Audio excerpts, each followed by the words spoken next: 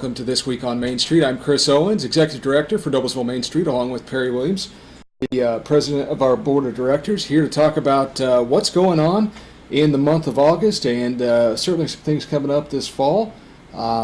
We had a successful evening. I say successful. It didn't rain on the jazz concert last Friday night, so that was a good thing. Had a lot of positive reports about the Tucker brothers and their performance.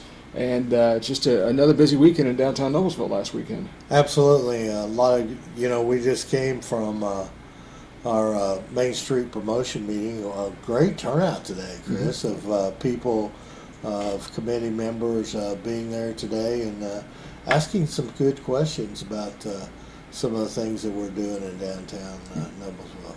Yeah, and I wanted to take a little bit of time today to help people hopefully identify with the organization. That's really, I'm nearing my second anniversary being in the role, and you've been around the entire time. That makes you sound old, Perry. I'm sorry about that. I am old, Chris. No, you've been in a leadership role with us now for the last couple of years as we've tried to change some of the course and direction of the organization, and they say it takes 7 exposures to make a sale. We're still in that exposure mode for a lot of people, and it's been pretty calculated and pretty systematic over the last couple of years of reclaiming kind of who the organization is and what we're responsible for, if you will. I think, and then I don't mean for this to be an egotistical statement at all, but I think people now attribute the farmers market to Noblesville Main Street. Even though we're fortunate to be hosted at Riverview Health, it is a Noblesville Main Street event, and people are starting to draw that connection between the organization and what we provide in the community. You know this from your time with organizations in Tennessee, and now that you're back in Indiana, that we're governed, I guess is probably the best way to put it, by state level guidelines that require us to have 4 standing committees, and those committees are organization, which primarily oversees, our organization committee oversees the board structure, board terms, and is really our fundraising arm. Right. Our promotions committee that you just mentioned that met this morning, and they really oversee the events. That's primarily their responsibility. They probably have the duty of having the longest agenda because there's always something happening. They're always looking ahead to the next 2 or 3 things. Our economic development committee, which is chaired by Darren Peterson, and really looks at what's happening in our downtown as far as business retention or business turnover. We're moving some ideas throughout that committee about potential retail incentive program, and that's really the group that's been most active this year in our alley activation efforts in conjunction with Hamilton County Tourism.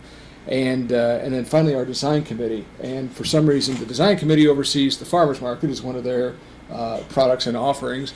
I don't claim to understand why or how that happened, but it did, and so that's their responsibility. But they're also heavily involved in the aesthetics of downtown and the preservation side of Main Street, which I'd like you to address in just a minute, and because you've seen that on not only a regional level but a national level as well. But that committee is also has 2 members, myself and Matt Yates, on the facade grant committee for downtown Noblesville. Talk about the preservation side of things and how you see our efforts playing out there. Well, for one thing, that committee and design committee is a committee that, from my experience, they don't get a lot of rah-rah about it. It's a lot of due diligent type efforts to get where you need to be in the preservation, okay? And I think Matt Yates has done a splendid job because he has a great passion for preservation, and he's another one of those people just like you that lives near downtown, and they walk and the walkable situation, so they really appreciate that. So it's one of the great things, and that's one of the histories of why National Main Street is so successful is for their preservation, and that's really what Main Street is all about. Sometimes we we don't hear much from the design committee, because our promotion committee is always the parties and the events downtown, but the design committee is a very, very important part because of the preservation and them bringing all our organizations together downtown, and specifically focusing on one area to try to get that area preserved, because you can't get all these old buildings back. You can't build these buildings anymore. So Yeah, and one of the main efforts coming out of that design committee was working with a graduate student from Ball State last year to really adapt or create a document, if you will, of design standards based on the Department of the Interior's standards for preservation.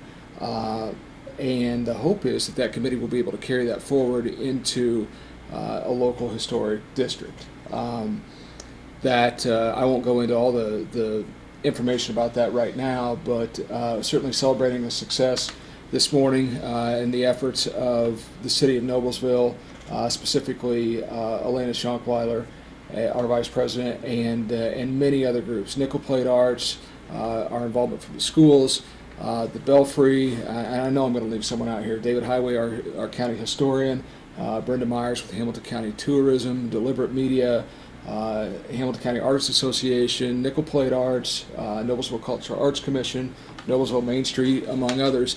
The Common Council adopted a resolution last night recognizing a cultural arts district. This is the first step not the first step, I should say, this next step for that group of about 12 organizations. Noblesville Parks is part of that as well, to create a state-designated cultural arts district in downtown Noblesville, and one of the few in the state. I know Columbus has one, and Carmel has one.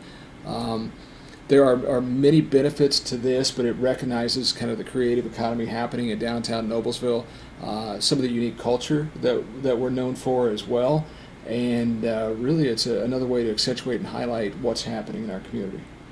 absolutely, and the preservation of our community and everything is very, very important. And we talked about this morning a little bit, you and I, about it also down the road will help the property values of the homes that are in Old Noblesville and in walking distance of downtown, because that's the art culture, and this type of preservation is very, very important to many people in this country. It's been a very progressive morning, I guess, thinking in terms of what the future looks like in downtown Noblesville. I just left a meeting with several of our groups that collaborate to put on Shakespeare in the Park, see what the evolution of that looks like. Next year's going to be their 25th year. I may have said that wrong. Next year's the 25th anniversary for them, but there's been some form or facet of Shakespeare in Noblesville since, I think David Highway said, 1890, and that's unique. That's not something that every community can celebrate. So well, I wasn't here, so I I wasn't going to go there, but certainly congratulations to all those who contributed to the Cultural Arts Blueprint, which is really the deliverable out of the Noblesville Arts Council, and it'll be exciting to see that move forward, and I'm sure it'll be, like everything state licensed, probably a lot of regulatory paperwork and compliance, but in the end it's worth it, and kudos to all those who contributed to that effort over the course of the last 4 years. What that means for Noblesville Main Street moving forward is another opportunity for us to continue to promote our downtown, be advocates for not only our merchants and our restaurants downtown, but to start to look at those events and opportunities for connection that we help promote. And just out of that meeting about Federal Hill Commons, we were looking at what events do we transition? Do we transition events down there? Do we develop new events? Can we come alongside as a promotional partner? It's a really exciting time for us to be involved in this discussion, and it's all in terms of development. I think that's definitely a positive for the organization. Absolutely, and the one thing about it, I want to touch on a little bit of a comment that you made, that you just came out of a meeting, okay, of a collaboration of several groups in this community. When I came on this board 4 years ago, those groups that you met with today were groups, okay? But there was no way 4 years ago that they were meeting and sitting down, collaborating and working as a partner with each other. So that it's been a huge, huge shift in this community thanks to people. There's so many of them, you and Elena and Ailey and all the people involved to bring everyone together. But as I first called it when I began here, we had a lot of great groups here, but everybody was in a silo. They never communicated with each other and just basically did their own thing, which we've learned over the last couple of years of the hard work you guys have done. The partnership is of utmost importance. Yeah, and it's I certainly don't want to forget to mention Bob Dubois and the Chamber and the role that they've played in this. I think maybe there's a perception there that since they moved to the library and their wonderful new office there, that they're less active, and that's just not true. Bob has been great and brought some really unique perspective to the discussion about the Cultural Arts District, as well as many other activities that we're involved with. They're a great partner, and they actually hosted us at their luncheon at Mustard Seed last month, and had several groups that try to contribute to not only the cultural arts scene, but quality of life and community amenities in Noblesville as part of that. So thank you very much to the Noblesville Chamber of Commerce. All this big picture discussion, and the challenge is, and we talked about it last week, is funding. And I think I misspoke last week and said there are only a couple events for us that carry an admission charge. In reality, there's less than 10, and with a calendar year that has somewhere between 60 and 70, that's probably a good number.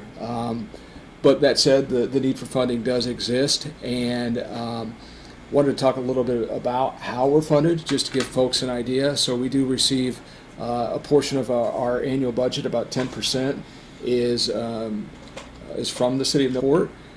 But otherwise, for a family or individual membership for $75, a nonprofit membership for $100. There's also a small business membership for $100, and small business would be 9 employees or less. And then a large business membership of $250, and that's 10 employees or more. And then sponsorship is our other option. So in addition to some of the fundraisers that we do, like the duck race, we do sell sponsorships for the street dance and most of our events. That's an area where I really hope to see us grow in the future. But that said, we'll be trying to combine all these other different pieces of funding for us into one larger year-end initiative that we'll hopefully be able to talk more about in a couple weeks. But we'll incorporate membership renewals that will roll out in November for the 2017 calendar year. Possibly a Giving Tuesday promotion. We had a very successful Giving Tuesday promotion last year with the 5K and the beard goes away. I think that's a one-time event. I don't think the interest or nostalgia will be there for a second year, so we'll be creative about how we do that. We're going to really focus on our holiday dinner and make that a bigger event, potentially a larger ask.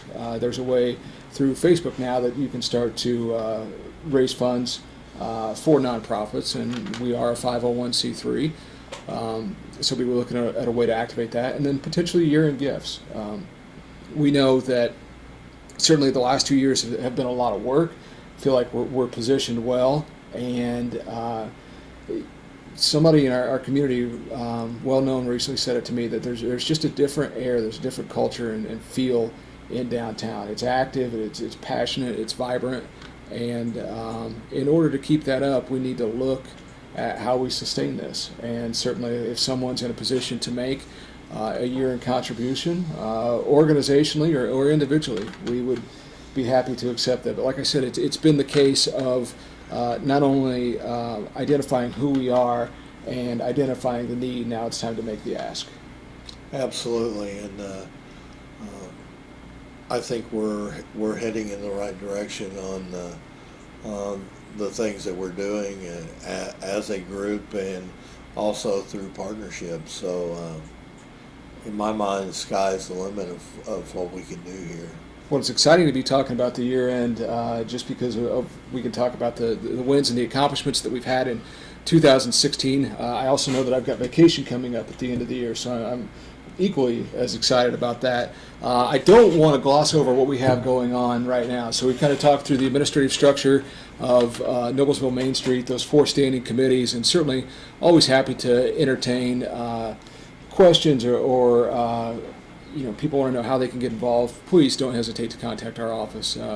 It's really an easy volunteer structure. Our hope to grow the organization in the future would be that we develop event volunteers first that grow into committee volunteers that then populate our board of directors and really have not only an intuitive sense of who we are and how we function, but share some of the same passion and drive that we have. And so again, contact our office with questions about how to become involved. Looking down the road here for the foreseeable future, coming up on August 19th is our next Music and All That Jazz concert. Thank you to our sponsors, Greg O'Connor and family and Gaylor Electric. Jazz Elements will be featured, out on the northeast corner of the courthouse lawn. That'll be Friday the 19th from 7 to 9 p.m. And then we roll back into it. I think you're going to join us for our Meals from the Market on September 1st. Yes, I am. We've got another combo event coming up on first Friday in September. So we moved the Chocolate Trail to Friday evening since the Thursday market no longer exists. And those participating merchants from 5 to 8:45 that evening are Corner Cottage, Barley Island, Kiln Creations, Little Bloomers, Little Gypsy Boutique, Logan Village Mall, Mateo's, Old Picket Fence, the Hamilton Restaurant, the Ville, the Wild, and Whimsy. Same structure as the Chocolate Trail in years past. You stop by one of those locations and pick up a passport. The goal is to get you to each location and have that stamp. And then a little bit different this year, Blue Door Jazz will be performing from 7 to 9 p.m. on the courthouse lawn. At 9 p.m., we will collect all of those cards, all those passports on site, and hand out awards there after the jazz concert. So great opportunity to come down and meet our merchants if you haven't had the pleasure to do so, to enjoy what will be a beautiful evening in downtown Noblesville, I'm sure. A chance to dine and have some music and see some of the development firsthand, just what's happening in our community. Of course, the week after that, it's the duck race, and duck tickets are available. I'm sure Perry will be out at the farmer's market from time to time selling his. Those are also available at Courtney's Kitchen, Noble Coffee and Tea, A Corner Cottage, and Logan Village Mall. They're $5 each.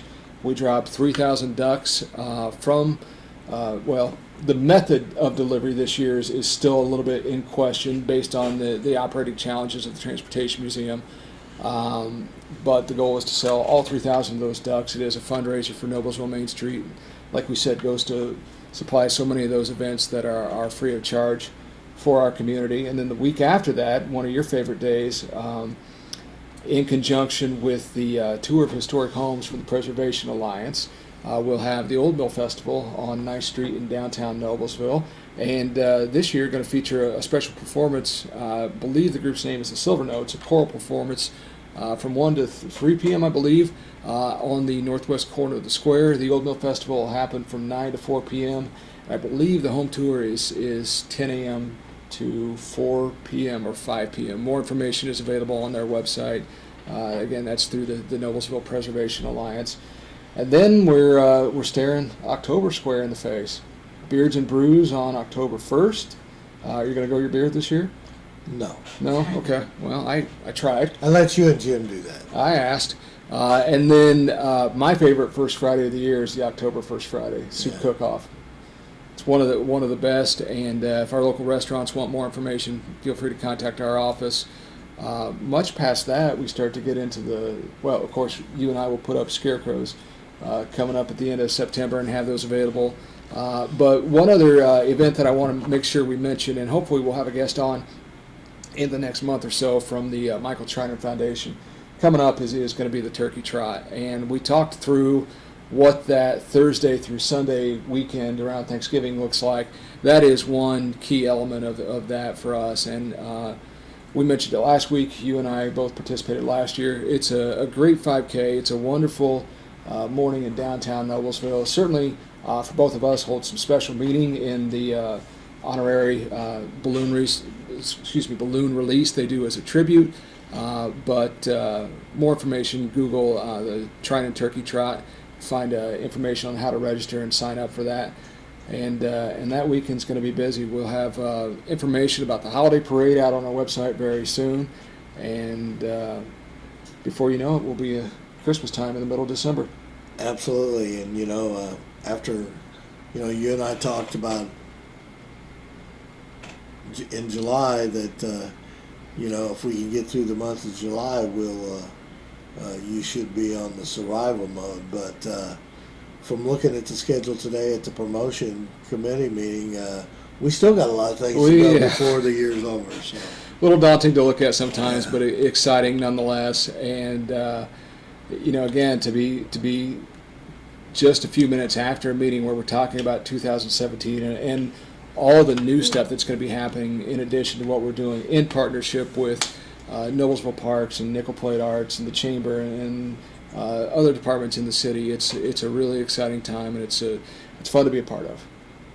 Sounds good. So encourage you to go to our Facebook page, and it's probably the most readily available way to get information, or visit our website, noblesvillemainstreet.org. Otherwise, we'll see you here. I believe we have a chamber luncheon in 2 weeks, so we should see you here again next week. Thanks for watching This Week on Main Street.